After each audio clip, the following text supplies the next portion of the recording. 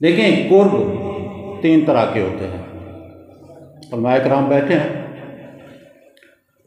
एक होता है कुर्ब मकानी, एक होता है कुर्ब ज़मानी, एक होता है कुर्ब मानवी। 3 तरह से। हम सारे एक मकान में बैठे हैं, एक जगह पे बैठे हैं, एक मकान पे। हम सब एक दूसरे के साथ करीब हैं, हम एक साथ कुर्ब मकानी रखते हैं। इसी तरह हम एक ज़माने में बैठे हैं, एक वक्त में बैठे हैं, तो है हमारा कुर्ब ज़मानी भी है। आज के दौर में ये दोनों काम इमाम हुसैन अलैहिस्सलाम के हवाले से अंजाम देना मुमकिन नहीं है। साहब जो 60 हिजरी में थे, उनको कुर्ब मकानी की सआदत भी हासिल थी, कुर्ब ज़मानी की भी सआदत हासिल थी। अभी भी उन्हें मज़ाहिर को,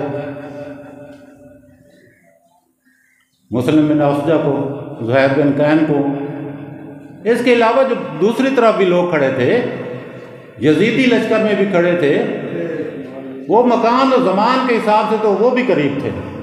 वो भी करबला में खड़े थे। इमाम हुसैन अलैहिस्सलाम भी करबला में खड़े थे। शिमर किधर खड़ा था? करबला की सरजमीन पे नहीं था।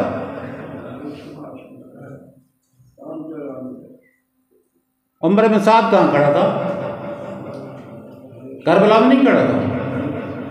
कुर्ब ज़मानी और कुर्ब मकानी तो उन्हें भी हासिल था इमाम हुसैन अलैहिस्सलाम के साथ।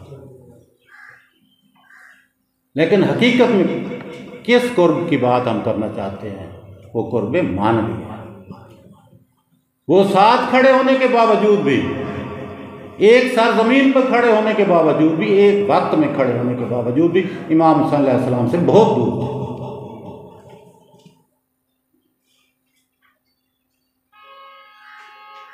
आज अगर हम वाकई हुसैनी हैं, अगर हमारे किरदार में, हमारी फिक्र में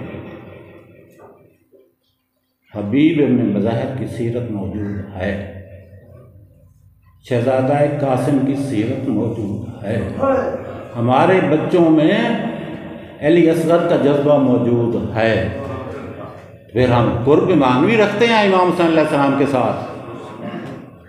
अगर ये सीरत हम में नहीं है, वो सीरत का नूर हम में नहीं है,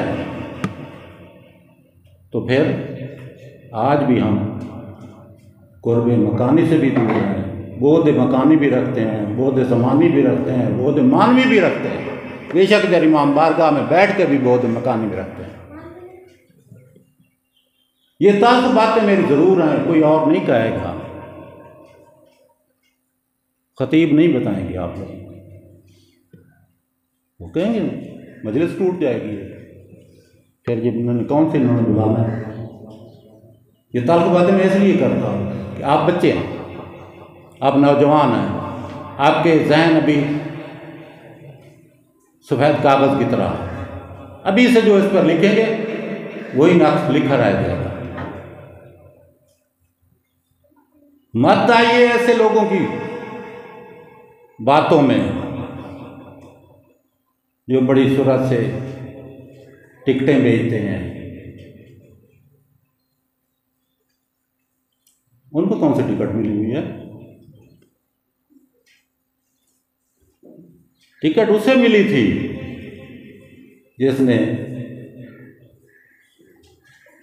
3 दिन भूख प्यास बर्दाश्त की थी इमाम हुसैन अलैहिस्सलाम के साथ।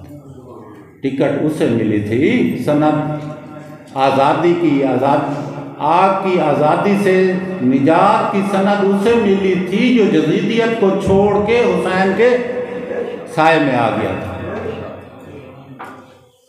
औहदा छोड़ा था, फौज का जर्नैल था, पता था मैं अभी जाऊंगा और मारा जाऊंगा। उसके भी बच्चे थे, और बिन यजीद रिहाई की औलादें थी ना, खानदान था, औहदा था, मनसब था,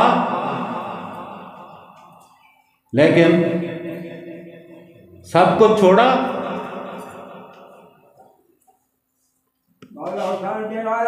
शब आशूर से पहले वो बेशक कुर्ब ज़मानी में भी था, कुर्ब मकानी में भी था, लेकिन मानवी बोध में था। लेकिन तब्दीली आई, सबको छोड़ के इमाम हुसैन अलैहिस्सलाम की साया रहमत में आ गया। और ये सोच के आया था कि अब न मेरे पास जर्नैली रहेगी, न मेरे बच्चे बचेंगे, न मेरी ज़िंदगी बचेगी।